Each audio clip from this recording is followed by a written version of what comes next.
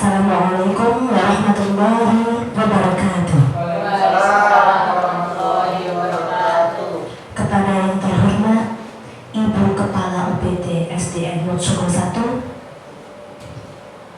yang kami hormati Bapak Ibu CGP Angkatan 11, serta Bapak Ibu Guru yang berbahagia. Pertama-tama, marilah kita panjatkan puji syukur kehadirat Allah Subhanahu wa Ta'ala, yang mana pada kesempatan siang hari ini kita dapat berkumpul dalam acara susut diseminasi budaya positif CGP Angkatan 11 Kabupaten Tuban dalam keadaan sehat walafiat. Kedua kalinya, sholawat serta salam marilah kita panjatkan kepada junjungan kita Nabi Akbar Muhammad SAW, yang telah menuntun kita dari zaman kegelapan menuju zaman yang penuh dengan cahaya ilmu pengetahuan. Ketiga kalinya, saya akan membacakan susunan acara pada siang hari ini. Acara pertama, pembukaan. Acara yang kedua, menyanyikan lagu Indonesia Raya. Acara yang ketiga, doa. Acara yang keempat, sambutan Kepala UPT SDN Motsogo 1. Acara kelima, diseminasi. Acara keenam, tanya jawab. Acara ketujuh, refleksi. Acara kedelapan, penutup. Memasuki acara yang pertama, yakni pembukaan, marilah kita buka acara pada siang hari ini dengan bacaan Al-Fatihah.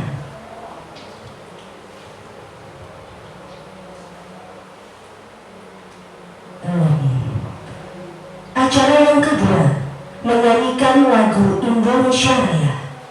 Kepada Bu Nana, dipersilakan.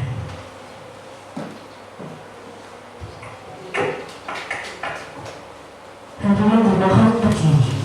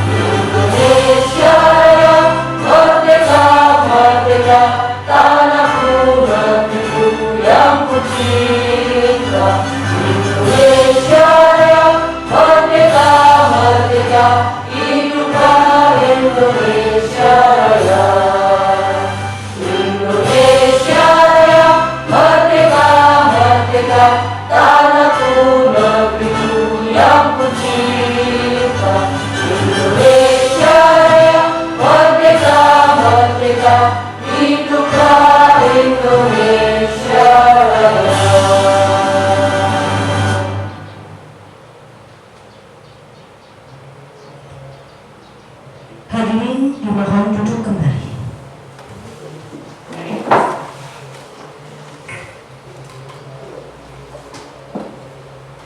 Acara yang ketiga adalah doa.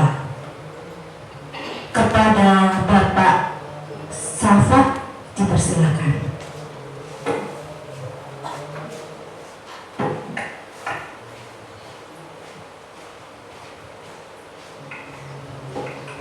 Assalamualaikum warahmatullahi wabarakatuh. Ilahan dari Nabi Mustafa Muhammadin sallallahu alaihi wasallam wa jami'an lam ya'lam sholih wa syuhada wa sholihin wa sahbihi wa tabi'in wa alihi wa sahbihi khususnya Sayyidina Syekh Abdul Qadir Al-Jami wa Husnul Hadratiru al-mu'mini wa mu'min al-ahya'i minhum al-amad lahum bi-fatihah. A'udzu billahi minasyaitonir rajim. Bismillahirrahmanirrahim. Alhamdulillahi rabbil alamin. Ar-Rahmanir Rahim. Maliki yaumiddin. Iyyaka na'budu wa iyyaka nasta'in. Ihdinas siratal mustaqim. Shiratal ladzina an'amta 'alaihim ghairil maghdubi 'alaihim waladdallin. Amin. Bismillahirrahmanirrahim. Alhamdulillahi rabbil alamin. Hamdan syakirin, hamdan na'imin, hamdan yuafiqu fi majidah. Ya Rabbana lakal hamdu kama yanbaghi li jalali wajhika wa sultanik. Allahumma shalli wa sallim ala sayyidina Muhammad wa ali sayyidina Muhammad. Allahumma taqabbal sawaba ma qara'na al-Qur'anil azim wa ma halalna wa astaghfarna wa sallallahu Muhammadin sallallahu alaihi wasallam. Allahumma inna nas'aluka salamatan fid din, afiyatan fil jasad, wa ziyadatan fil ilmi, wa rahmatan rizqi wa rahmatan qabla al-maut, wa rahmatan indal maut, wa maghfiratan ba'dal maut. Allahumma hawina fi sakratil maut. Rabbana anna haqqa haqqa wa sunnati wa abadi wa sunnati. Rabbana atina fid dunya hasanah wa fil akhirati hasanah wa qina adzabannar. Subhana rabbika rabbil izzati amma yasifun wa salamun alal mursalin walhamdulillahi rabbil alamin. Bismillahirrahmanirrahim. Ya Rabbana nasta'in ihdinas siratal mustaqim. Assalamualaikum warahmatullahi wabarakatuh.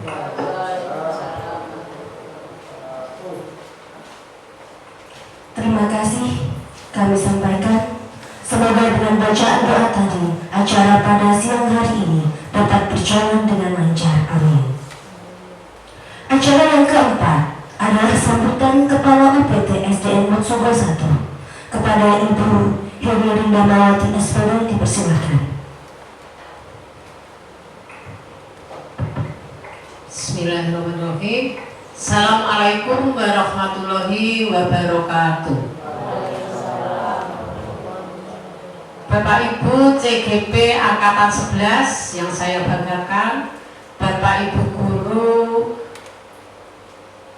UPT SD Negeri Mojogo 1 yang saya banggakan pula. Yang pertama, marilah kita panjatkan rasa syukur kita kehadirat Allah Subhanahu wa Ta'ala, di mana pada siang hari ini kita semua masih dalam lindungan Allah Subhanahu wa Ta'ala, semata-mata atas limpahan rahmat dan hidayah. Yang kedua kalinya, salam serta sholawat tetap tercurah pada junjungan kita Nabi besar Muhammad Sallallahu Alaihi Wasallam.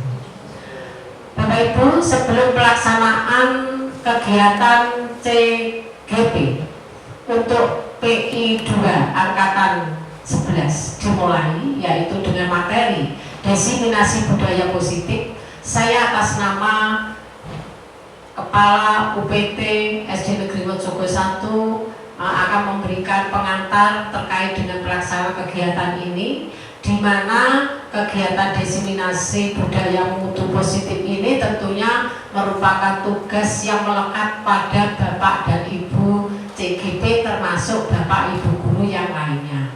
Hal ini sangat penting mengingat bahwa pembentukan karakter daripada siswa ini sangat penting sekali, khususnya di era globalisasi yang sekarang ini. Kita berharap nanti dengan pelaksanaan diseminasi budaya positif dapat kita ambil apa yang perlu untuk kita terapkan di peserta didik kita masing-masing, dan itu nanti akan membentuk pribadi pada peserta didik kita ini sesuai yang kita harapkan bersama. Secara keseluruhan kita berharap bahwa peserta didik kita itu nantinya tidak akan mengalami krisis etika, tetapi mereka tetap tegak, berdiri tegak sebagai pribadi yang baik, pribadi yang tangguh. Untuk itu perlulah adanya budaya-budaya positif yang perlu untuk kita terima. Untuk itu saya berterima kasih kepada CGP yang Angkatan 11 ini, di mana nanti ada 3 teman kita yang akan memaparkan terkait dengan budaya positif itu. Untuk itu mari kita ikuti dengan seksama bagaimana dan apa nanti yang akan dilakukan oleh teman-teman kita kita dari CGB, dan ini nantinya akan dapat menjadikan referensi untuk kita, baik saya selaku kepala sekolah dan panjenengan semua sebagai guru yang merupakan garda terdepan dalam menghadapi peserta didik, Bapak dan Ibu guru semua. Saya kira pengantar dari saya cukup. Saya akhiri. Assalamualaikum warahmatullahi wabarakatuh.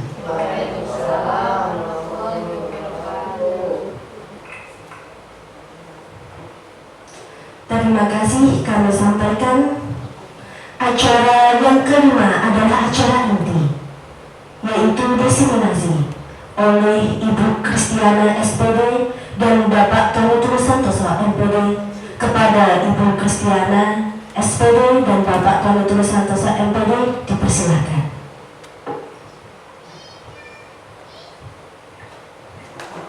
Assalamualaikum warahmatullahi wabarakatuh.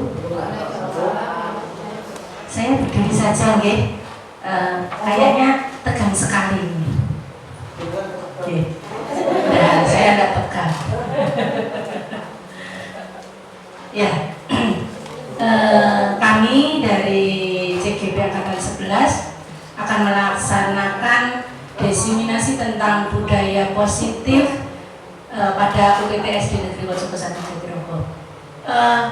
Sebelum kita masuk ke pematerian, mungkin kita perlu meregangkan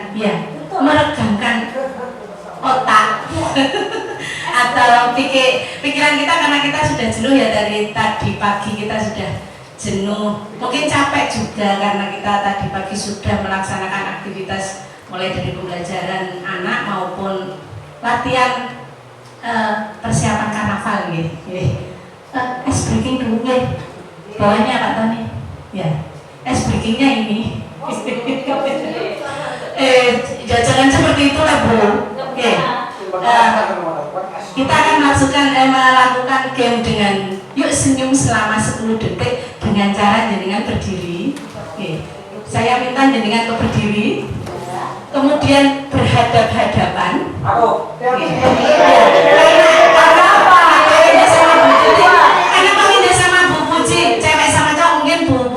Dengan Bu Joyce dan Pak Winda dengan Bu Pak ini aja Pak Salva.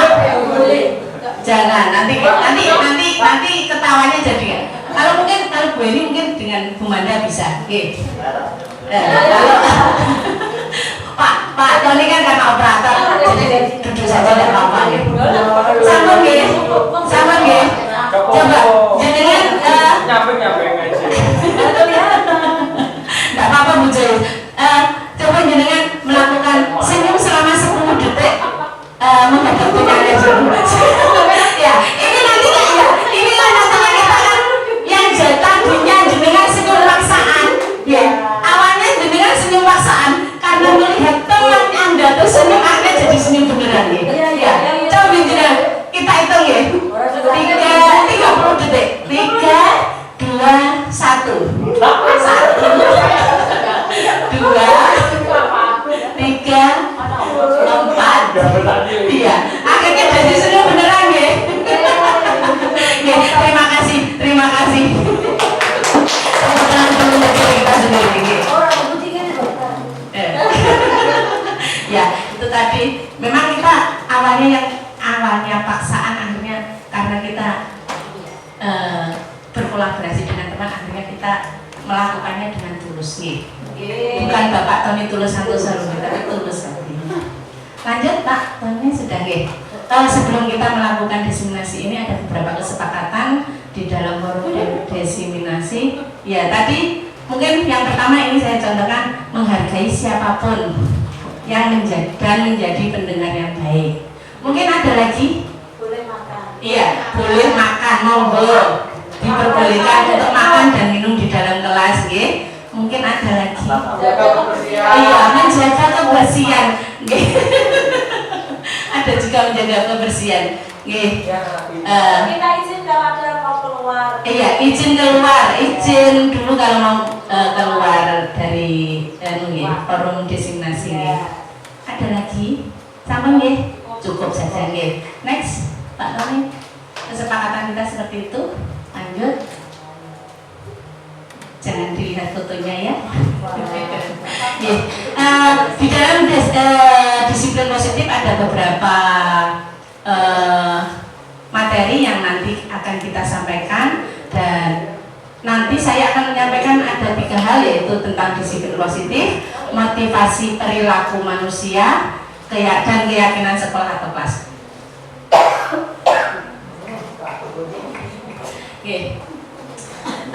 Next Pak. Nah, sebelum kita membahas lebih lanjut tentang disiplin positif, mungkin Bapak Ibu guru bisa menjelaskan apa itu disiplin positif? Monggo. Jangan monggo gitu. Iya, jangan menunjuk, keluar dari dirinya sendiri. Monggo.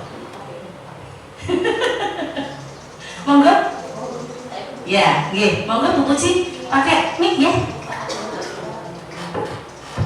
Taat dengan aturan Bu Kris. Oh, Menurut Bu Puji, disiplin positif itu ada taat dengan aturan. Mungkin ada Bapak Ibu yang lain? Monggo.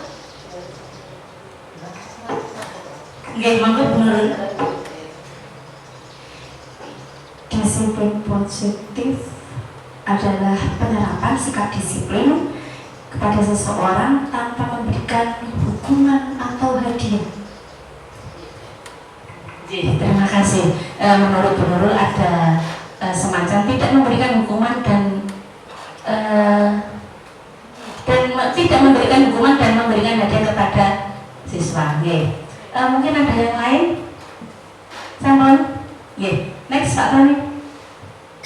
Ya, ini disiplin positif merupakan cara penerapan disiplin yang mengajarkan anak bertanggung jawab. Ini tujuannya kita menumbuhkan anak untuk bertanggung jawab terhadap apa yang telah dia lakukan. Dan ini mencerminkan kepada nilai-nilai dari kebajikan sendiri, di mana nanti ada beberapa nilai kebajikan yang harus diterapkan siswa dalam menjalankan disiplin positif tersebut. Next Pak Tony. Selain dari nilai-nilai kebajikan itu, disiplin positif juga lebih ke arah yang mengontrol diri dari dalam melakukan tindakan, karena dalam disiplin positif ada dua kontrol, di mana bisa dari eksternal maupun dari internal. Next. Nah, kita berharap dengan membudayakan disiplin positif ini, murid dapat memahami dan menyadari bahwa motivasi internal itu bukan akibat paksaan. Nah, ini tadi yang ada motivasi yang sesuai dari kata Bu Nurul, bahwa tidak ada hukuman dan hadiah. Itu tadi. Next. Nah, ini ada beberapa karakter yang masuk dalam nilai kebajikan yang harus kita tanamkan pada anak-anak dalam melaksanakan disiplin positif, di mana nilai-nilai kebajikan itu sudah tercakup dalam 6 karakter dalam profil pelajar Pancasila, mulai dari beriman, bertakwa kepada Tuhan Yang Maha Esa dan berakhlak mulia, mandiri, berkebinekaan global, bergotong royong, kreatif, dan bernalar kritis. Mungkin dari nilai-nilai kebajikan itu ada Bapak Ibu guru yang bisa memberikan contoh dari mungkin mandiri itu seperti apa dari disiplin positif. Monggo? Iya, Pak Linda, monggo. Terima kasih. Mandiri ya, apa yang berkebinekaan global dulu. Monggo. Untuk mandiri, menurut saya penerapan mandiri pada profil pelajar Pancasila itu ketika anak-anak baru masuk, sudah masuk sendiri tanpa diobrani, itu masuk mandiri. Kemudian anak-anak datang tepat waktu, mengerjakan ulangan sendiri, itu juga kemandiri. Itu salah beberapa contoh. Terima kasih. Terima kasih Pak Winda. Itu dari menurut Pak Winda, jadi mandiri itu juga benar sekali, karena dalam kemandirian anak itu ada beberapa hal yang mungkin berbeda dengan anak-anak yang lain nih. Untuk nilai-nilai kebajikan yang lain nanti bisa kita bahas lebih lanjut mungkin di sesi tanya jawab di terakhir atau di sesi-sesi yang lain nih. Next Pak Tony. Nah, ini kita masuk ke disiplin positif yang kedua, yakni tentang kalau tadi tentang disiplin positif, yang kedua ini tentang motivasi perilaku manusia. Next. Nah, dalam motivasi perilaku manusia ini ada 3 strategi yang harus kita lakukan. Yakni yang pertama, menghindari ketidaknyamanan atau hukuman. Terus yang kedua, untuk mendapatkan imbalan atau penghargaan dari orang lain. Terus yang kemudian yang ketiga, untuk menjadi orang yang mereka inginkan dan menghargai diri sendiri dengan nilai-nilai yang mereka percaya. Nah, sesuai dengan tadi yang saya utarakan di depan, bahwa dalam memotivasi manusia, perilaku manusia itu ada 2 motivasi, yaitu eksternal dan internal. Oke. Mungkin kita bisa belajar dari 3 ini. Untuk yang pertama, menghindari ketidaknyamanan atau hukuman. Menurut Bapak Ibu guru sekalian, apakah ini motivasi yang mana? Apakah eksternal atau internal? Kenapa? Bu Puji, eksternal, karena memang karena menghindari ketidaknyamanan atau hukuman itu berarti anak merasa seperti ini. Contohnya, saya tidak piket hari ini. Jadi saya bertanya, apa yang akan terjadi jika saya tidak melaksanakan piket hari ini? Berarti nanti konsekuensi saya adalah saya mendapatkan hukuman dari Bapak Ibu guru.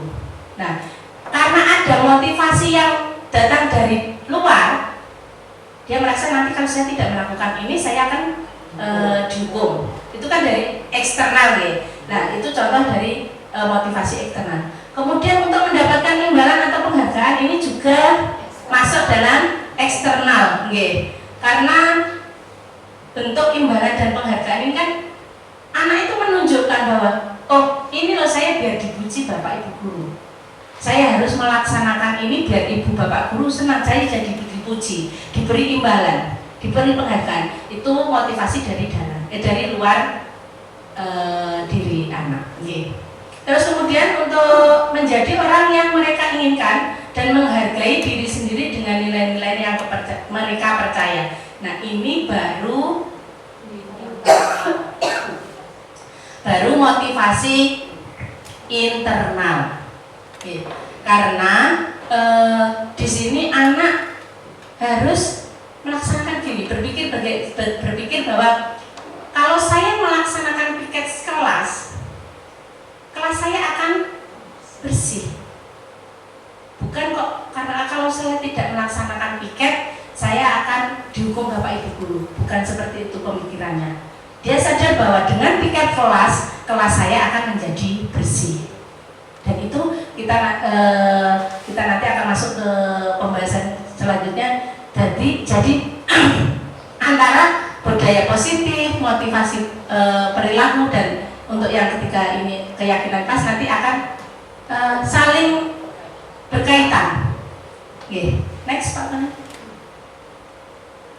Ya, ini setelah kita melakukan motivasi perilaku anak didik tadi, selanjutnya kita masuk ke keyakinan sekolah atau kelas. Nah, ini sesuai dengan motivasi anak tadi, di mana ada motivasi eksternal dan motivasi internal. Pada keyakinan sekolah ini, next slide. Nah, ada beberapa tugas atau peran guru di dalam mewujudkan keyakinan sekolah. Yang pertama, guru berperan dalam mewujudkan terbentuknya keyakinan sekolah atau kelas dengan adanya kesepakatan antara guru dan murid. Nah, sebelum kita masuk ke dalam keyakinan sekolah dan kelas itu, mungkin Bapak Ibu bertanya, kan ada peraturan sekolah, peraturan kelas, ada peraturan kelas. Kenapa kita tidak pakai peraturan kelas itu saja? Mungkin ada yang membantu menjawab. Bu Wiwi. kenapa kita harus ada dua peraturan. Yang pertama peraturan sekolah dan peraturan kelas. Menurut saya peraturan sekolah itu melacak secara umum, secara hal-hal yang bersifat umum terhadap semua siswa, baik siswa, guru maupun semua yang ada di lingkungan sekolah. Kemudian kalau peraturan kelas itu adalah hal-hal yang terkait di dalam kegiatan proses pembelajaran di kelas tersebut. Terima kasih. Betul sekali, nggih. Karena kalau kita merujuk ke peraturan sekolah lebih umum ke semua anak dan semua warga sekolah. Tapi kalau kita ke peraturan sekelas, kita lebih cenderung ke anak yang kita didik di dalam satu kelas itu saja. Nggih. Terus di sini keyakinan kelas itu biasanya kita menggunakan kata-kata yang positif dalam menentukan keyakinan kelas. Kalau peraturan kelas mungkin lebih ke yang merinci kata-katanya lebih banyak. Contohnya tidak boleh membuang sampah sembarangan. Terlalu panjang, itu kalau peraturan kelas. Tapi kalau kita menggunakan keyakinan kelas, kita menggunakan kata-kata yang positif. Kita mungkin hanya menjaga kebersihan kelas itu saja. Kalau peraturan kelas mungkin lebih detail, lebih rinci. Tapi kalau untuk keyakinan kelas kita hanya menggunakan kata-kata yang universal atau kata-kata yang umum. Mungkin kalau di peraturan kelas memakai seragam dengan lengkap. Tapi kita bisa menggunakan dengan keyakinan kelas kata-kata disiplin, itu saja sudah cukup. Mungkin itu contohnya. Next. Nah, ini untuk keyakinan sekolah atau kelas ini berupa pernyataan-pernyataan universal yang mudah diingat dan dipahami dan harus diterapkan di lingkungan sekolah. Disiplin, contoh disiplin. Disiplin itu kan banyak nih. Disiplin dari seragam, disiplin dari kedatangan siswa. Terus banyak seperti contoh tadi menjaga kebersihan. Itu tidak hanya membuang sampah sembarangan, tapi juga menjaga lingkungan sekolah atau kelas. Next. Nah, ini contoh dari keyakinan kelas. Karena tidak terlalu terbaca, nggih. Mungkin jenengan sudah melaksanakan keyakinan kelas sendiri di kelasnya masing-masing. Mungkin itu saja pemaparan dari ketiga nilai disiplin positif. Untuk selanjutnya mungkin dilanjutkan oleh Pak Tony dari ketiga nilai disiplin yang selanjutnya. Monggo Pak Tony langsung.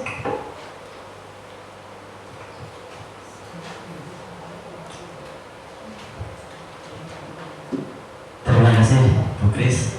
Bapak Ibu, tepuk tangannya untuk Bu Kris.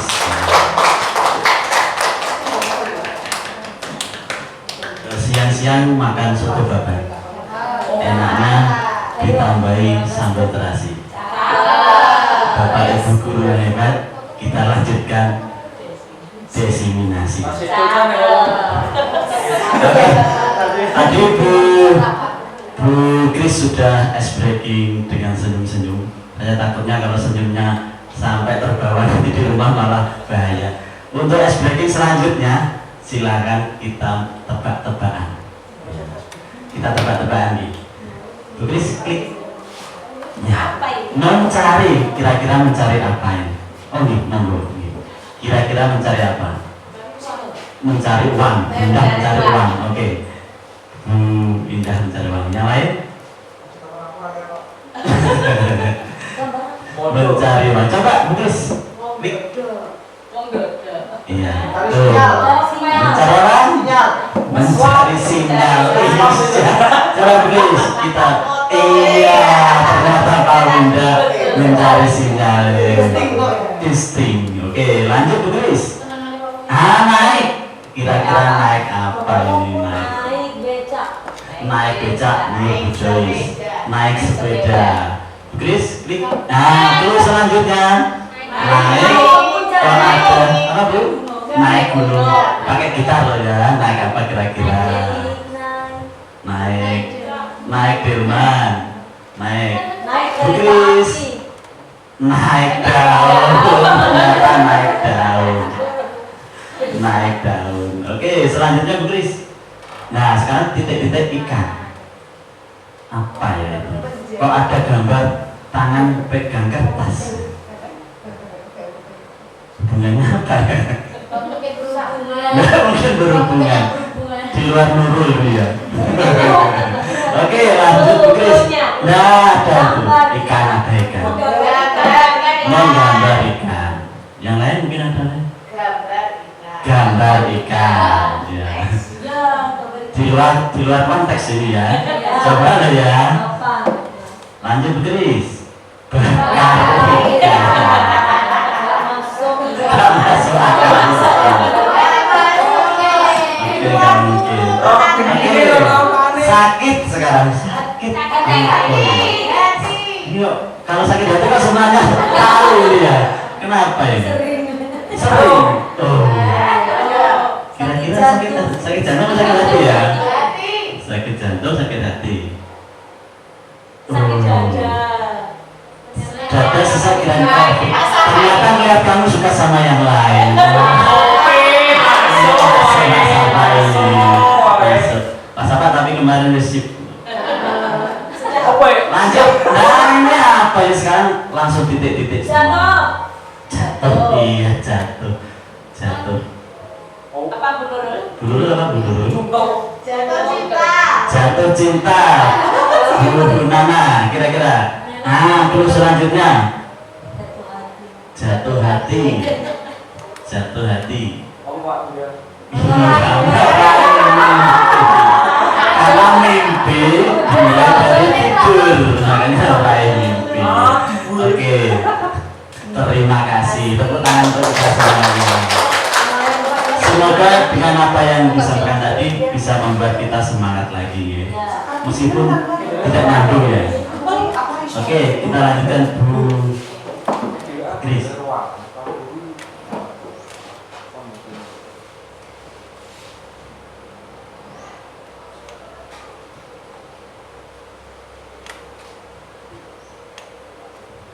Baik, materi selanjutnya di ngapunten Bapak Ibu nggih. Di sini kami hanya menyampaikan apa yang telah kami pelajari di materi-materi yang ada di JKB. Kami bukannya menggurui Bapak Ibu. Saya yakin Bapak Ibu ini lebih baik dari kami, lebih karena lebih senior. Iya, betul. Ya, betul. Oke. Materi selanjutnya yaitu kebutuhan dasar manusia. Oke. Pernyataan. Jadi Bapak Ibu, ketika seorang murid melakukan suatu perbuatan yang bertentangan dengan nilai-nilai kebajikan atau kata lainnya kesalahan, berbuat kesalahan, melanggar peraturan, hal itu sebenarnya dikarenakan mereka gagal memenuhi kebutuhan dasar mereka. Jadi anak melakukan kesalahan dengan melanggar aturan-aturan itu sebenarnya adalah mereka gagal memenuhi kebutuhan dasar mereka masing-masing. Menurut Dr. William Glasser, ada 5 kebutuhan dasar manusia, yaitu yang pertama, bertahan hidup, yang kedua, kasih sayang dan rasa diterima, yang ketiga, penguasaan, yang keempat, kebebasan, dan yang kelima, kesenangan.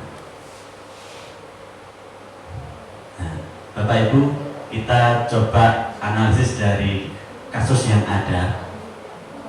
Bapak Ahmad, guru wali kelas 6 di SD Percobaan, sedang bingung menghadapi ulah salah satu murid di kelasnya yang bernama Tommy.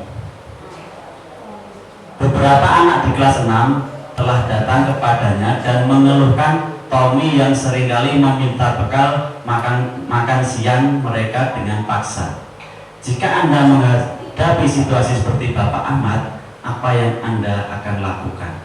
Menurut Anda, kira-kira apa alasan Tommy melakukan hal itu? Sebentar Bu, jangan. Kira-kira, saya tanya dulu Bapak Ibu, ini kira-kira apa ini? Bu, ini kira-kira apa ini? Mungkin. Mungkin Tommy merasa lapar ya, jelas merasa lapar dan ada kebutuhan yang tidak terpenuhi. Salah satunya adalah mungkin tadi yaitu bertahan hidup, begitu Pak. Mungkin itu alasan Tommy, jika dia bisa makan mungkin akan membuatnya bersemangat kembali untuk belajar. Terima kasih Bu Wiwi. Mungkin ada yang lain Bapak Ibu? Pak Winda ya. Terima kasih Pak Tony. Yang pertama akan saya lakukan sebagai gurunya adalah mengidentifikasi masalahnya siapa nama tadi? Tony. Akan saya tanyakan kenapa kau melakukan hal itu. Jadi kemungkinannya ada banyak Pak Tony. Yang pertama memang survival atau bertahan hidup karena mungkin di rumah ibunya sibuk sekali sehingga tidak sempat membuatkan sarapan sehingga dia lapar dan dia mengambil makanan temannya. Yang kedua, jika jawaban Tony mungkin senang ketika temannya nangis atau temannya marah-marah, itu berarti dia masuknya ke kesenangan. Terus bisa juga masuk ke kasih sayang bisa, karena dia membutuhkan cari perhatian gitu sama temannya. Biasanya gitu, ketika dia membutuhkan kasih sayang di rumah tidak dapat karena mungkin orang tuanya sangat sibuk sekali sehingga dia membutuhkan kasih sehingga dia butuh temannya sehingga biar dia perhatikan sama temannya. Itu Pak Tony, terima kasih. Terima kasih Pak Winda. Ya betul yang disampaikan Pak Winda. Pertama memang kita harus menganalisis apa penyebabnya dengan tanya jawab tadi Pak Winda ya. Iya betul. Memang Bapak Ibu kalau siswa melakukan kesalahan itu kita memang harus tahu penyebabnya dulu.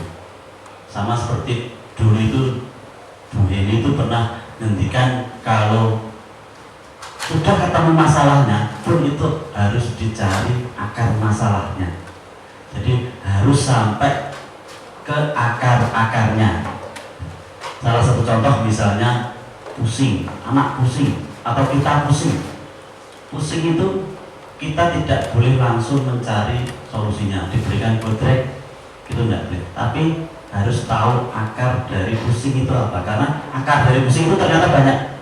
Bisa sakit kepala, bisa nggak punya uang, bisa ya, bayar cicilan, bisa banyak cicilan, bisa. Nah kalau kita langsung pusing diberikan bodrek ternyata akar masalahnya adalah nggak punya uang, kira-kira bisa sembuh apa enggak itu gitu. Terima kasih Pak Winda. Chris next. Nah ini kita analisis yang pertama. Nah, kalau Tommy itu dia lapar seperti yang disampaikan oleh Bu Wiwi tadi, karena orang tuanya tidak membawakannya bekal makan siang, maka kebutuhan dasar yang sedang dipenuhi oleh Tommy adalah kebutuhan untuk bertahan hidup.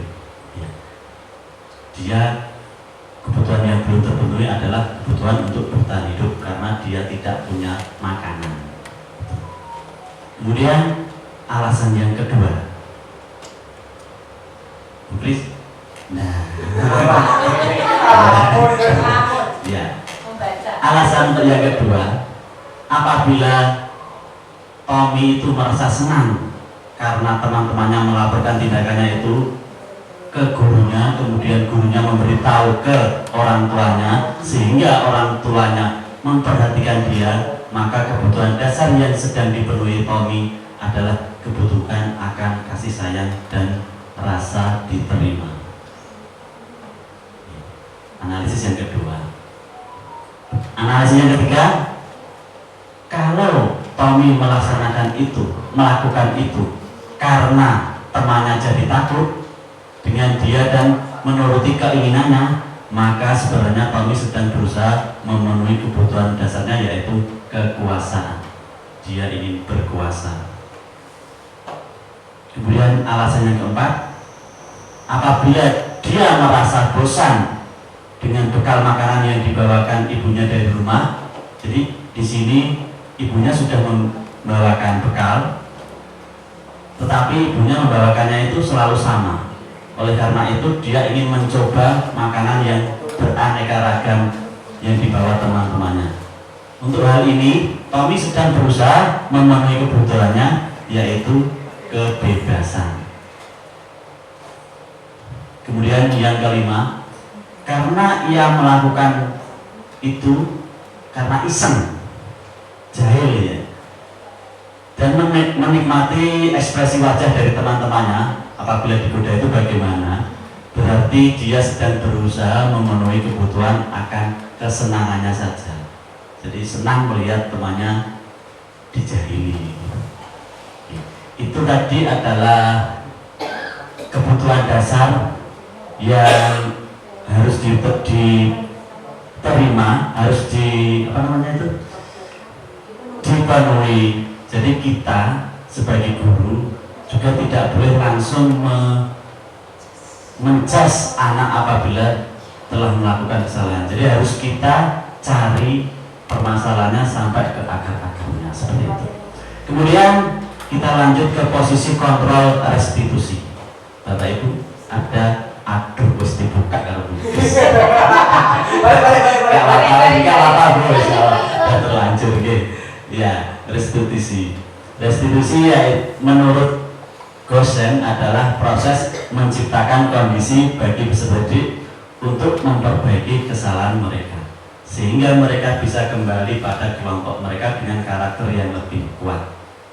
Ini adalah konsep dari restitusi. Mungkin Bapak Ibu sudah sering mendengar restitusi. Lanjut, Bu.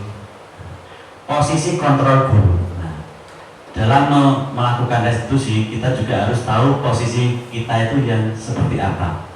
Posisi kontrol guru di sini adalah pendekatan yang dilakukan oleh guru dalam mengelola perilaku dan disiplin di kelas.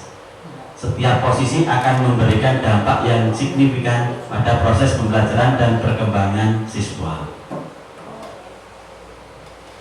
Next. Menurut Diana Gosen, ada 5 posisi kontrol restitusi. Yang pertama, guru sebagai penghukum. Yang kedua, guru sebagai pembuat merasa bersalah. Yang ketiga, guru sebagai teman. Yang keempat, guru sebagai pemantau. Dan yang kelima, guru sebagai manajer. Bapak Ibu, untuk hal ini mari kita berefleksi. Coba kita melihat tayangan berikut, kira-kira kita berada di posisi mana dalam posisi kontrol guru.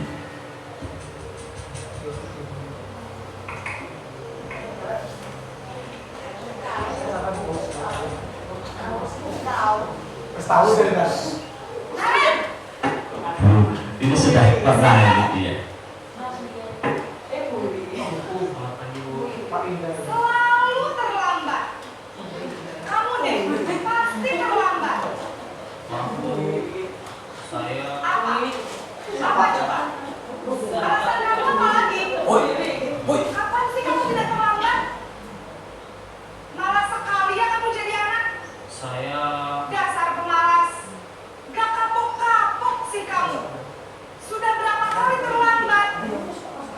Sana, kamu keliling lapangan basket 2 kali. kenapa saya harus ke lapangan basket, Bu? Kenapa? Kamu melawan ibu? Berani-beraninya jawab. Sudah terlambat, masih berani jawab pula. Sekarang, keliling lapangan basket 5 kali sekalian. Biar kapok. Cepat. Pergi sana ke lapangan basket. Posisi penghukum biasanya berbicara dengan nada tinggi, menghardik, menunjuk-nunjuk, menyakiti, dan menyindir. Hukuman bisa berupa fisik maupun psikis. Ibu dan bapak guru hebat.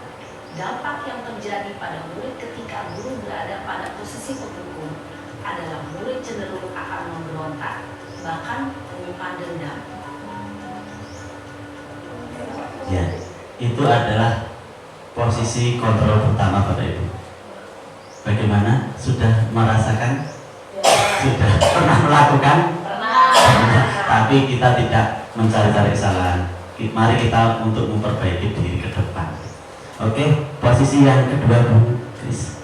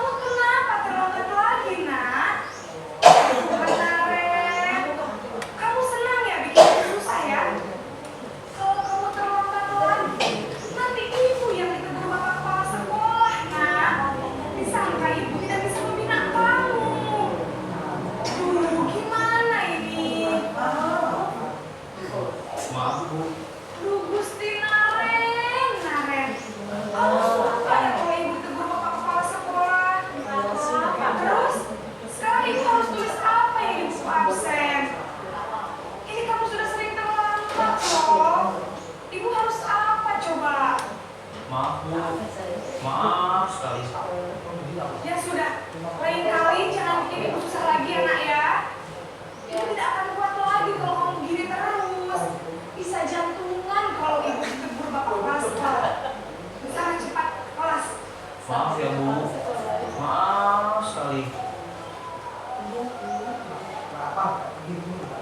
Posisi membuat rasa bersalah, berbicara dengan nada tenang, cenderung lembut.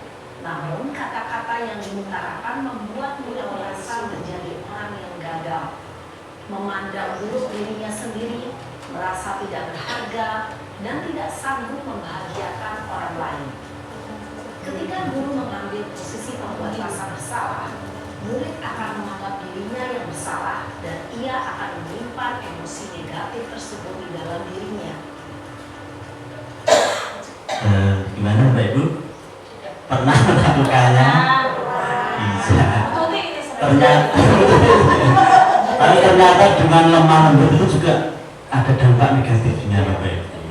Tapi tenang Bu Tuti, di sini kita tidak menghakimi. Mari kita belajar untuk memperbaiki diri gitu. Bu Kris, ya posisi teman sekarang.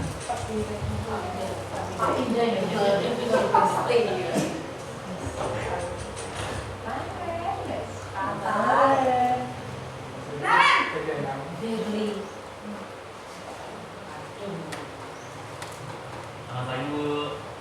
Wah, sudah jam berapa ini nak? Terlambat lagi ya sayang. Iya Bu, habis ibu saya lupa membangunkan saya Bu. Kamu malah menyalahkan ibu kamu. Kamu bukannya anak yang larinya paling kencang. Kok terlambat sih? Iya Bu, saya memang terlambat bangun tadi.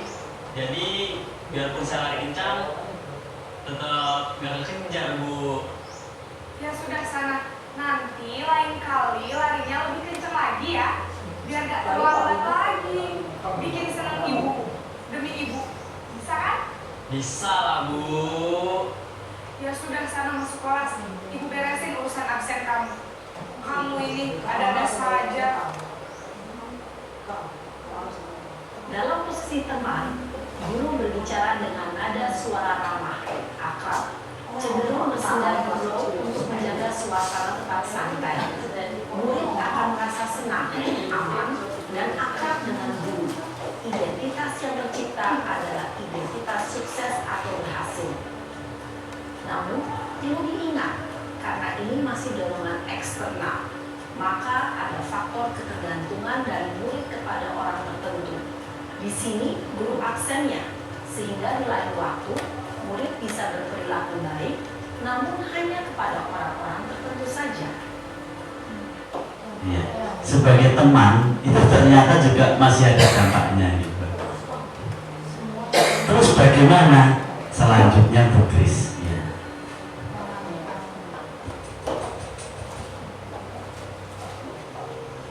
Ini salah-salah posisi kita harus sesuai.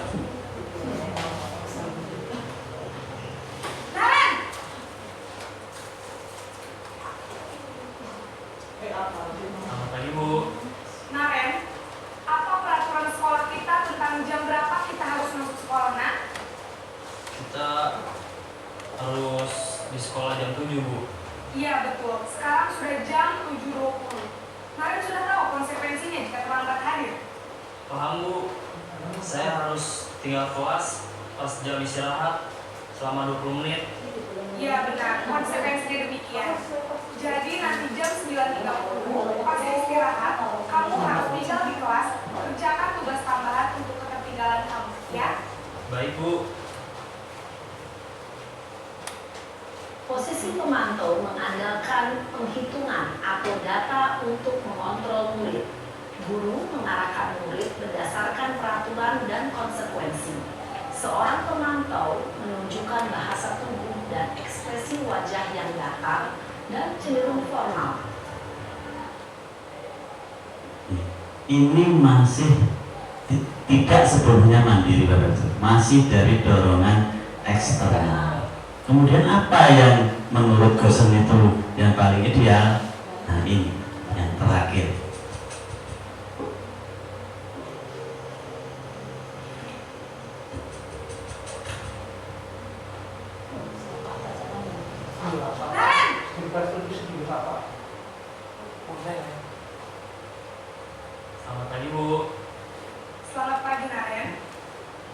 Bu, saya terlambat.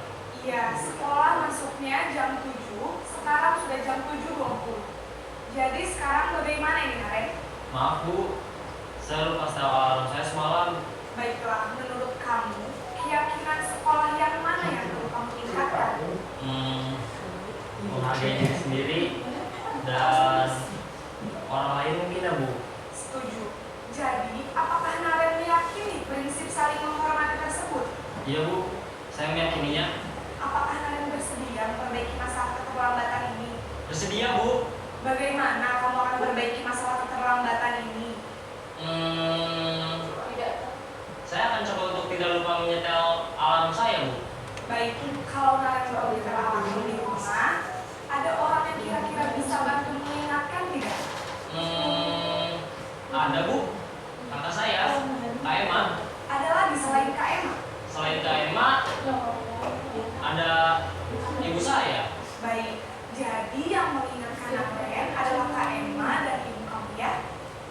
Kira-kira akan mulai setel alarm kapan nih, Naren? Setelah pulang sekolah, akan segera saya lakukan. Baik, jadi Naren akan setel alarm untuk bangun besok pagi dan akan diingatkan oleh kakak dan ibunda Naren ya? Ada lagi yang mungkin perlu dilakukan, Naren?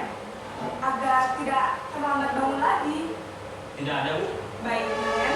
Terima kasih untuk kerjasama kamu. Sekarang kamu perlu kembali ke kelas untuk belajar. Baik Bu, terima kasih. Posisi manajer adalah posisi kontrol yang disarankan untuk membimbing murid memiliki sikap disiplin yang positif, yaitu murid yang mandiri, bertanggung jawab, dan dapat memecahkan masalah. Tujuan dari posisi ini adalah agar murid dapat berefleksi atas tindakannya, dan murid akan dengan tulus memberikan pertanyaan-pertanyaan bermakna, sehingga membuat murid dapat belajar dari kesalahannya dan mencari sebuah solusi untuk menyelesaikannya. Bapak Ibu, posisi manajer ini disarankan karena di sini murid-murid itu diminta untuk berefleksi sehingga apa yang telah dilaksanakan itu dia mampu bertanggung jawab dengan kemauannya dia sendiri, faktor intrinsik pribadi. Lanjut Bu Fris. Nah, di sini 5 posisi kontrol itu adalah identitas gagalnya dari penghukum dan pembuat rasa bersalah. Kemudian identitas berhasil atau sukses itu teman dan pemantau itu sebenarnya sudah masuk dalam kategori berhasil dan sukses, tetapi masih dalam ada faktor luar yang mempengaruhi. Nah, yang diinginkan untuk idealnya adalah sebagai manajer karena di situ sudah faktor intrinsik mereka sendiri. Lanjut Bu Kris. Kemudian posisi kontrol restitusi di antara kelima posisi kontrol yang paling baik menurut Gosen tadi ya adalah sebagai manajer. Sebagai manajer, guru dapat berbuat sesuatu bersama murid, mempersilahkan murid bertanggung jawab dan mendukung murid agar dapat menemukan solusinya sendiri. Selain itu, posisi manajer mengacu pada restitusi yang dapat menjadikan murid sebagai manajer bagi dirinya sendiri sehingga dapat tercipta identitas positif pada diri murid. Bagaimana melaksanakan manajer? Ada yang namanya segitiga restitusi. Segitiga berarti 3 bagian dalam melaksanakannya.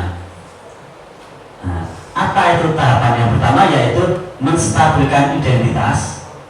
Yang kedua, validasi tindakan yang salah. Dan yang ketiga, menanyakan keyakinan. Bagaimana cara menstabilkan identitas? Menstabilkan identitas melakukan berdasarkan prinsip bahwa membuat kesalahan adalah bagian dari proses pembelajaran yang nantinya akan menggeser identitas gagal ke arah identitas sukses. Jadi yang pertama dilakukan apabila anak yang berbuat kesalahan yaitu menstabilkan identitas. Apa yang dilakukan biasanya dalam menstabilkan identitas itu adalah menggunakan kata-kata yang seperti berbuat salah itu hal yang manusiawi. Anak-anak, berbuat salah itu adalah hal yang manusiawi. Tidak ada manusia yang sempurna seperti itu. Kita pasti bisa menyelesaikan permasalahan ini. Bapak atau ibu guru itu tidak tertarik untuk mencari tahu siapa yang benar, siapa yang salah. Bapak lebih tertarik untuk menyelesaikan masalah. Kalau kamu menyalahkan dirimu sendiri terus-menerus, apakah kamu bersikap baik pada dirimu sendiri? Jadi ini adalah contoh kata-kata yang dipakai dalam menstabilkan identitas. Jadi tidak langsung menjudge anak melakukan salah. Kemudian yang kedua, validasi tindakan yang salah. Validasi tindakan yang salah dilakukan berdasarkan prinsip bahwa setiap perilaku berupaya memenuhi suatu kebutuhan tertentu. Jadi kita harus tahu dulu kebutuhan anak yang belum tercukupi apa, sehingga guru atau orang tua akan bergeser dari pemikiran stimulus respon menjadi proaktif, serta akan lebih mengenali dan mengakui kebutuhan murid atau anak. Biasanya yang dilakukan menggunakan kata-kata, kamu pasti punya alasan mengapa melakukannya. Kemudian, apa yang penting bagi kamu? Kamu boleh tetap berusaha menjaga sikap itu, tapi tambahkan sikap yang lain atau yang baru. Maukah kamu belajar cara lain untuk mendapatkan yang kamu butuhkan tanpa harus memukul? Misalnya kalau bertengkar seperti itu. Itu validasi tindakan yang salah. Kemudian yang ketiga, menanyakan keyakinan. Nah ini harus diawali dengan membuat keyakinan kelas yang sudah disampaikan oleh Bu Kris tadi ya. Menanyakan keyakinan dilakukan dengan memberi pertanyaan-pertanyaan bermakna kepada murid atau anak untuk memunculkan motivasi secara intrinsik dari dalam diri ya, sehingga mampu mengingatkan keyakinan dengan tindakan yang salah. Contoh kata-katanya, apa nilai yang kita percaya di sekolah atau di kelas kita, kemudian nilai-nilai apa yang telah kita sepakati. Jadi menanyakan ulang kesepakatan atau keyakinan. Kelas yang ideal itu seperti apa sih? Kamu ingin jadi anak yang seperti apa? Apa yang kamu rasakan ketika kamu melakukan itu? Kamu menjadi orang yang seperti apa? Jadi pertanyaan-pertanyaan yang menanyakan keyakinan itu seperti itu. Lanjut Bu Kris. Nah, Bapak Ibu, kesimpulan dari apa yang telah kami sampaikan, Bu Kris dan saya hanya menyampaikan apa yang telah kita pelajari di modul 1.4. Semoga semua guru yang baik di sini bisa memiliki kemampuan dalam mewujudkan budaya positif di kelas, bahkan bisa di sekolah. Budaya positif tersebut dapat dijalankan dengan menerapkan konsep-konsep yang telah disampaikan tadi, yaitu disiplin positif, motivasi perilaku manusia, keyakinan sekolah atau kelas, kebutuhan dasar manusia, posisi kontrol restitusi, dan yang ketiga adalah segitiga restitusi. Terima kasih. Akhir kata, mohon maaf apabila ada salah-salah kata. Semoga tergerak, lekas bergerak, dan mari menggerakkan. Assalamualaikum warahmatullahi wabarakatuh.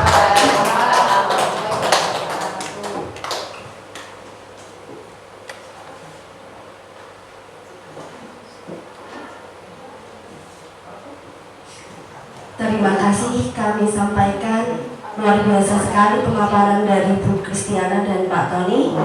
Untuk acara selanjutnya yaitu tanya jawab. Monggo Bapak Ibu, mungkin dari paparan materi tadi ada yang mau ditanyakan, dipersilakan. Saya ya mungkin yang ingin ditanya terkait dengan budaya positif yang telah dipaparkan oleh CGP kita tadi. Yang akan saya tanyakan ini terkait dengan komunikasi.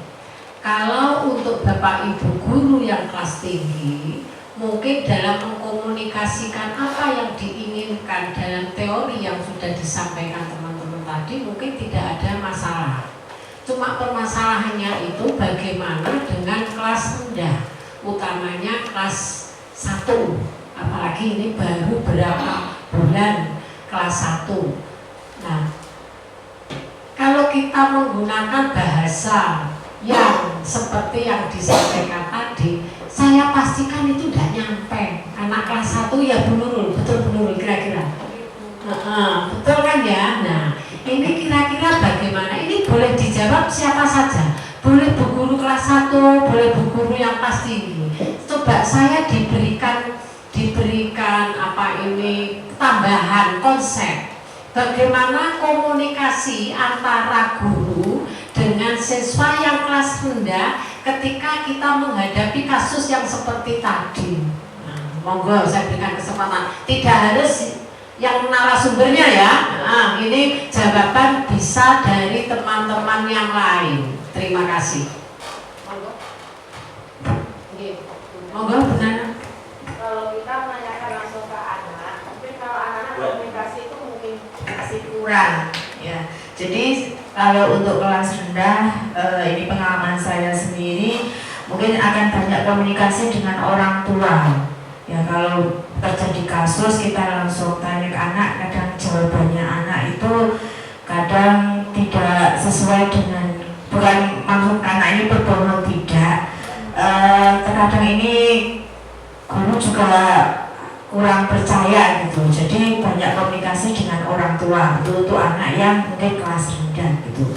Jadi untuk tadi yang mungkin kita harus menjadi sebagai guru, sebagai manajer atau lain sebagainya, itu untuk kelas 1 mungkin kita belum bisa memilih kita harus menjadi apa. Yang penting kita bisa mengkondisikan anak terlebih dahulu, karena anak kelas 1 ini adalah peralihan dari TK ke SD, jadi masih butuh waktu ya, sehingga guru juga belum bisa menentukan terus harus menjadi apa, seperti apa dulu gitu. Jadi kita harus bisa mengkondisikan anak anak ini seperti apa, di rumah bagaimana. Jadi harus banyak komunikasi dengan orang tua. Terima kasih.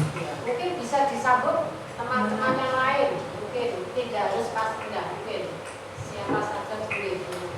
Terima kasih Bu. Ini sesuai dengan materi yang disampaikan beliau berdua tadi, memang untuk melakukan budaya positif itu memang tidak semudah membalik telapak tangan. Jadi memang ada teorinya sendiri-sendiri. Kalau menurut saya memang yang pertama harus ada keyakinan kelas ini. Jadi walaupun anak kecil pun kelas 1 SD pun ketika diajak membuat keyakinan kelas, diajak bunyi, bukan kita menentukan tidak bunyi ini, kita bersama-sama dengan anak-anak sehingga anak-anaknya tahu, oh lah aku ini berarti nggak boleh, ini dari awalnya jadi itu ini. Jadi diajak membuat keyakinan kelas sehingga unsur intrinsipnya, unsur internalnya itu nyampe dulu. Setelah unsur internal nyampe, itu baru kita lakukan seperti yang diteorikan tadi. Ketika unsur internalnya nggak nyampe, ya otomatis pasti tidak bisa. Jadi tetap yang pertama kita ambil itu unsur internal dari anaknya dulu. Ketika anak sudah menyadari kalau apa yang dilakukan itu tidak benar, pasti nanti kita kedepannya akan lebih mudah. Ditambah lagi komunikasi dengan orang tua, tidak hanya di kelas 1, di kelas tinggi pun komunikasi dengan orang tua itu juga perlu, karena anak kelas tinggi itu malah lebih mudah untuk memanipulasi daripada anak yang kecil ini begitu. Terima kasih. Monggo mungkin mau ditambah lagi. Monggo tidak harus kelas rendah, kelas tinggi itu juga bisa. Monggo menyampaikan pendapatnya. Terima kasih. Ini juga sedikit sharing kaitannya dengan keyakinan kelas. Memang benar ketika kita menghadapi situasi seperti yang ada di video, pertama kita harus membuat dulu yang namanya keyakinan kelas atau kesepakatan kelas. Untuk kelas rendah sendiri, memang kalau disuruh ayo membuat apa, nah itu mereka belum paham. Nah tugas kita adalah untuk menuntun, mengarahkan. Sama seperti ketika menghadapi kasus yang seperti di video, kita perlu pendekatan Bu. Pendekatan di mana kita harus untuk mengkaitkan dengan keyakinan kelas. Nah, keyakinan kelas atau kesepakatan kelas ini tidak hanya wajib diketahui oleh siswanya saja, tetapi harus kita sosialisasikan kepada wali murid sekaligus. Supaya apa? Supaya kita dapat berkolaborasi dengan wali murid, bahwa di dalam kelas kita itu ada keyakinan kelas atau kesepakatan kelas yang dimana di dalamnya itu terdapat konsekuensi, masih menggunakan konsekuensi padahal seharusnya tidak ada konsekuensinya, dimana wali murid harus tahu konsekuensi apabila anak telat berangkat atau mungkin tidak membawa perlengkapan sekolah.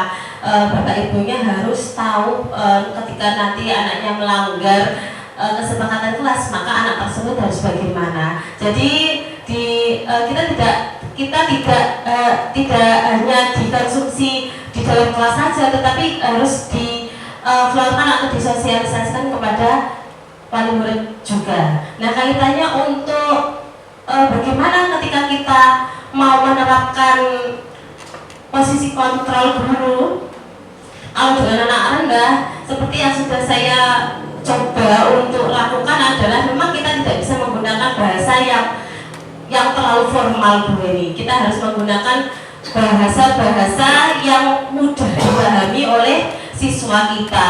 Misalnya menggunakan bahasa ibu.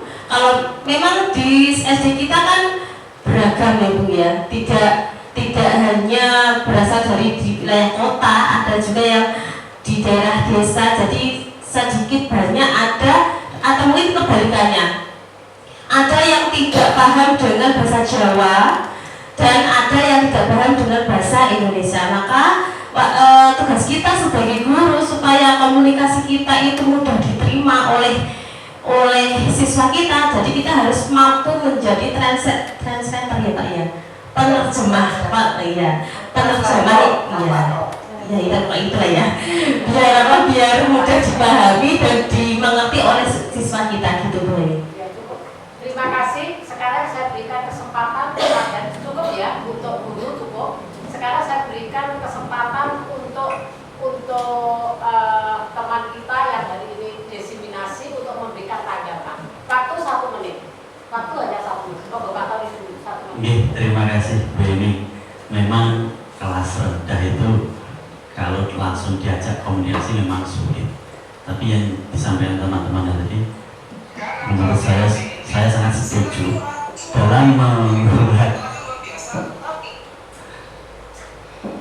melaksanakan restitusi. Yang pertama yang dilakukan itu adalah sebelum melakukan restitusi, kita wajib membuat keyakinan kelas. Dulu itu kesepakatan kelas, sekarang namanya menjadi keyakinan kelas. Jadi mungkin yang masih membuat kesepakatan, sekarang kita ubah namanya menjadi keyakinan kelas. Nah, dari situ kita nanti akan mengaitkan kesalahan itu. Intinya kita itu menyadarkan dia dari dalam diri masing-masing. Jadi kita tidak menyalahkan, tapi kita menanyakan kira-kira bisa tidak mencari solusi sendiri, seperti itu. Dan keyakinan kelas itu tetap kita gunakan, karena kalau kita melakukan restitusi ternyata sekali restitusi masih 2 kali 3 kali, kita kembalinya adalah ke keyakinan kelas. Terima kasih. Waktu habis. Bu Kris, waktu 1 menit untuk memberikan tanggapan. Kalau sudah digarisbawahi tidak apa-apa, biar kita tahu ya. Menggarisbawahi untuk keyakinan kelas ini. Memang untuk keyakinan kelas tadi kita tidak hanya konsumsi untuk anak saja nih, anak dan guru saja, tetapi kita juga harus mensosialisasikan atau kita berkolaborasi dengan orang tua agar keyakinan kelas ini bisa diketahui oleh orang tua murid juga. Dan kita sebagai guru dapat melaksanakan keyakinan kelas tersebut dan melakukan posisi kontrol juga lebih enak karena orang tua tahu apa yang harus dilakukan oleh si anak. Mungkin itu saja. Terima kasih Bapak dan Ibu. Jadi kembali pada pertanyaan saya, kata kuncinya kita sepakat bahwa di dalam pelaksanaan budaya positif yang kita utamakan adalah komunikasi. Komunikasi terhadap peserta didik, guru dan peserta didik, komunikasi antara guru dan orang tua. Kata kuncinya itu. Setuju Bapak Ibu? Nah, itu. Kemudian satu lagi yang harus diperhatikan, agar budaya positif ini mengena pada sasarannya, maka yang terpenting adalah bagaimana kita mengkomunikasikan ini dengan menggunakan bahasa tubuh dan bahasa lisan. Ini yang paling terpenting. Bahasa tubuh lebih kepada kelas rendah. Kalau bahasa lisan mungkin agak sulit, tapi dengan tadi yang disampaikan Bu Puji itu juga bagus. Tetapi bahasa tubuh itu akan lebih mengena pada kelas rendah. Untuk itu contoh bagi guru tetap diutamakan di dalam pembentukan budaya positif. Jadi budaya positif jangan berharap akan sukses ketika guru sendiri tidak bisa untuk memberikan contoh bagaimana yang diharapkan dengan budaya positif ini. Nah, dengan contoh maka siswa kita akan lebih percaya kepada panjenengan semua. Karena dengan kepercayaan itu maka akan terbentuk karakter dalam tubuh anak-anak kita ini, dan selanjutnya dia akan menjadi pribadi yang baik yang kita harapkan. Jadi mari Bapak Ibu, untuk desiminasi ini kita jadikan sebagai refleksi diri kita, sebagai evaluasi diri kita, apakah kita ini sudah bisa menjadi guru yang baik, termasuk saya sendiri. Terima kasih dari saya. Waktu saya kembalikan pada pembawa acara.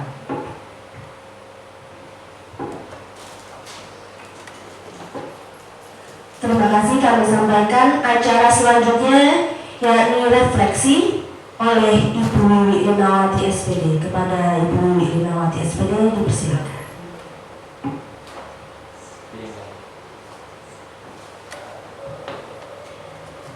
Terima kasih atas waktunya. Assalamualaikum warahmatullahi wabarakatuh. Bapak Ibu yang saya hormati, saya akan berefleksi sedikit tentang materi apa yang saya dapat dalam kegiatan pada hari ini. Yang pertama adalah tadi kita selalu berkaitan dengan budaya positif. Kita tahu budaya positif inilah yang akan menumbuhkan karakter pada anak-anak kita, membawa karakter yang positif bagi anak-anak kita. Budaya positif di sini tadi menyangkut yang pertama adalah disiplin positif. Bagaimana kita bisa menerapkan dan mengajarkan serta menumbuh kembangkan nilai-nilai kebajikan di sekolah agar siswa kita nantinya mencapai keselamatan dan kebahagiaan yang setinggi-tingginya. Budaya positif itu ternyata bereferensi dari motivasi perilaku manusia. Bagaimana kita bisa melihat anak-anak kita itu mempunyai motivasi baik dari internal maupun eksternal, sehingga mereka bisa untuk memenuhi kebutuhan dasar hidup sebagai manusia. Seperti tadi yang saya tahu ada 5 kebutuhan dasar, perilaku kebutuhan dasar kita sebagai manusia. Yang pertama adalah bertahan hidup, kasih sayang dan diterima, kemudian penguasaan, kebebasan, dan kesenangan. Tak lupa pun di dalam suatu proses pembelajaran, ketika semuanya itu tercapai, maka kita akan membuat keyakinan kelas. Dengan keyakinan kelas itu, kita akan bisa tahu bagaimana kita mempunyai posisi kontrol yang baik di sekolah, sehingga ketika ada suatu kesalahan, kita akan bisa mendapatkan atau mengadakan suatu kegiatan yang disebut segitiga restitusi. Dari kegiatan tersebut kita bisa menstabilkan identitas, membuat validasi tindakan yang salah, dan menanyakan kembali keyakinannya, sehingga apa yang kita lakukan sebagai seorang guru di dalam proses belajar mengajar bisa membawa semua kegiatannya berpihak kepada anak. Dan tak lupa apa yang ada di dalam semua materi itu tadi akan kita lakukan dan akan kita komunikasikan secara baik, baik itu dengan siswa maupun dengan orang tua. Terima kasih, ini yang dapat saya sampaikan untuk refleksi hari ini. Wassalamualaikum warahmatullahi wabarakatuh.